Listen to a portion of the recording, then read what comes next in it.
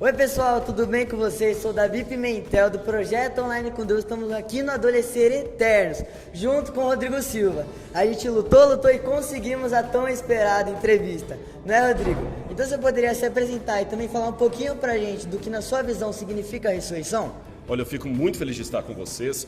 Desejo todo o sucesso para o canal, para o programa, para o podcast que eu sei que vocês desenvolvem, né? O tema da lição sobre a ressurreição está aqui na lição verbo. Aliás, quem não tiver, vou mostrar aqui, olha, já está na hora de você adquirir a sua, em estudar sempre lição. Ressurreição. Ressurreição não é reanimação. Ressurreição é trazer à vida quem esteve morto. E somente a ressurreição pode me dar a segurança de que Jesus realmente era quem ele disse ser. Deus em forma humana, o Salvador de toda a humanidade e aquele que garante que em breve nós teremos a vida eterna. E a ressurreição de Jesus, nesse momento, se torna até um modelo da nossa própria ressurreição.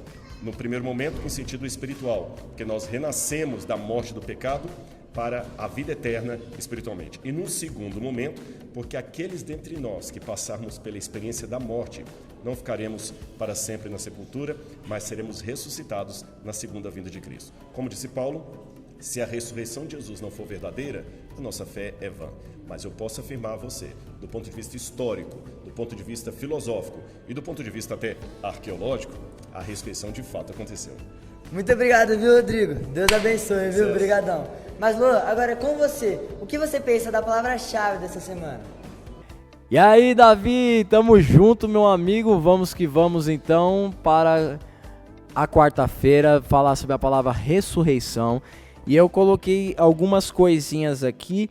Coloquei que Maria e as mulheres que nós conversamos, né, Rafael, no começo da semana, elas foram as primeiras que souberam sobre a ressurreição de Jesus. Que privilégio, cara. Delas, eu não imaginaria que Jesus contaria para outras pessoas, a não ser o círculo mais próximo dele, né? Então, quando nós observamos isso, observamos que Jesus, ele foi atrás de contar. Ele contou, na verdade, a sua ressurreição para um grupo que não era o mais íntimo dele, né? Que Maria já estava um pouco mais fora dos 12. E, além disso, contou para um grupo de pessoas que eram menosprezadas na sociedade. Você se lembra que você comentou que eram mulheres, andando sozinhas, e Maria Madalena era o quê, antigamente? Prostituta. Uma mulher das ruas. Então, meu amigo, Jesus quebrou aqui de novo Conceitos, né? conceitos, paradigmas, preconceitos. Jesus, ele era demais, velho. E ele viveu, ele é a essência dessa palavra. O que você entende dessa palavra? Ressurreição, cara. Luan, eu busquei pra tentar entender a raiz da palavra, eu peguei de maneira simples, né, no dicionário em português, mesmo dois significados.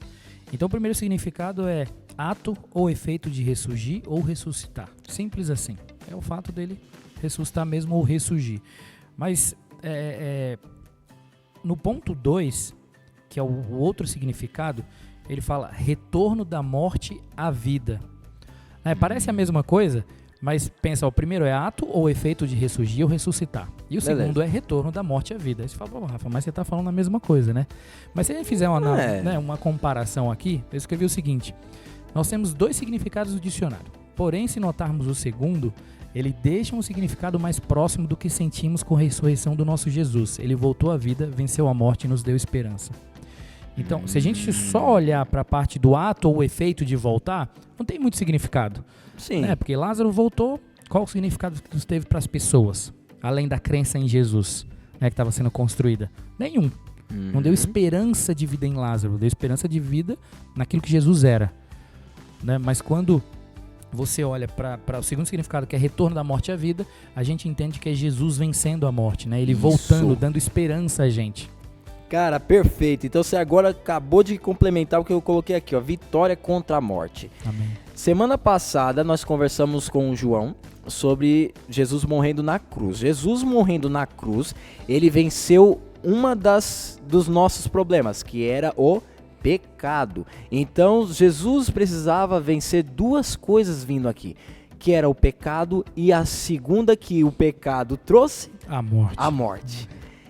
Com a morte, por isso, meu amigo, que Jesus, ele foi posto e Satanás usou Caifás com seus líderes religiosos e a tropa romana para ir até o túmulo e literalmente tipo, barra, não vai sair daqui, se você ficar na tumba, a minha vitória ainda é certa, porque você só fez a primeira parte, meu amigo. Você tem agora a segunda parte, quero ver você sair daí. Então Satanás, ele quis fazer isso. Ele não queria que a ressurreição fosse uma verdade. Só que não adianta, cara, não adianta. Não foi imperador romano, não foi soldado, não foi selo romano, não foram cordas, pedra pesada que segurou aquilo ali. Ele surgiu quando é o plano de Deus, né? Até quando quer atrapalhar, ajuda, né? Que faz parte do plano perfeito. A ressurreição estava profetizada. Coloquei aqui, né? Jesus falou a vida inteira, eu vou surgir de novo, mas os discípulos o quê? Duvidaram. Ficaram lá. Mano, isso que eu não entendo, sabe? Porque se Jesus falou que ele ia morrer na cruz, cara, tipo, os discípulos já estavam vendo a coisa acontecendo. Poxa, se lembra que ele falou que ele ia ressurgir? Só ligar o A mais B, né? Vamos ligar o A mais B, né? Que vai ser verdade mesmo? Tipo, eu teria ficado pelo menos ansioso pra ver, entendeu? Será que a gente teria... Não sei, cara. Será que a gente teria agido diferente? Uma coisa que eu vi nos vídeos que o João comentou aqui na semana passada é muito importante a gente estudar a lição hoje, trazendo para o nosso contexto. Legal. É muito comum a gente olhar o Novo Testamento, olhar o Evangelho, outras palavras de estudo, e é que a gente coloca numa situação nossa atual, né? A gente tem que trazer para nossa atual, mas a gente deixa também de colocar a gente na situação do passado, querendo entender como que a gente agiria. A gente não agiria com a cabeça que a gente tem hoje, a gente viveria num outro momento, com outra tomada de decisão. Então, eu não estou dando de defensor dos discípulos, tá? Não, eu entendo. Por mais que eles não precisem, eu concordo, mas a gente precisa colocar eles num contexto onde a tomada de decisão deles não era tão questionável assim, de um certo ponto de vista. A gente hoje conhece a história, eles estavam construindo a história, né? Exato, perfeito. A verdade é essa, e eles duvidaram mesmo, não teve pra onde fugir. Inclusive, tanto os discípulos, os 12, e até a lição comenta, passa acho que bem breve sobre os discípulos lá de Emaús, né? Os carinhas lá que estavam andando e Jesus se revelou. Todo mundo duvidou que Jesus ia ressurgir, mas ele conseguiu fazer isso, cara. E especialmente nesse vídeo, né? Eu gostaria de estar comentando aqui, até deixei anotado aqui. Antes de gravar com vocês hoje, eu assisti o filme Ressurreição. É um filme que a Netflix fez. Cara, perfeito esse filme, legal. Cara. Sobre o centurião que acompanhou. Ah, muito legal, cara. Eu já assisti esse filme também. Muito interessante. Se lembra da cena? Se eu não me engano, é com um ator inglês, né? Que ele também já fez um filme no passado que chamava Shakespeare Apaixonado. Uma coisa isso assim. Muito mesmo. Bom esse filme. E ele chega na morte de Jesus, ele olha Jesus na cruz assim de baixo e olha bem o rosto dele. E quando ele entra na sala em que tá os discípulos e ele olha o rosto de Jesus, ele derruba, ele deixa a espada dele cair. Fica sem palavra nenhuma, cara. Fenomenal. Acabou. O homem ali acabou. Mano, é sensacional, e passa o contexto cara. Da época, né? Esse filme retrata muito bem o sentimento que essas pessoas tinham, que é o que a gente tá tentando falar aqui, né? Naquela época, lembrando que até os discípulos também eram judeus. Então, se a gente pensa em fariseus, todos aqueles que crucificaram, levaram Jesus crucificado, que eram judeus, eles são os judeus que não acreditaram. Exato. Os discípulos são os judeus que acreditaram que ele era o Messias. Então, tinha esse ponto de dúvida? Tinha, mas eles estavam muito mais no campo de acreditar e ter a fé em Cristo do que somente duvidar. Isso mesmo. Então, galera, essa palavra ressurreição é demais, cara. Não dá pra a gente ficar aqui falando a noite inteira, né, mano? Senão a gente vai ficar aqui até a madrugada. Por isso que, então, poderia fechar, então, a oração do vídeo de hoje. Vamos orar, então.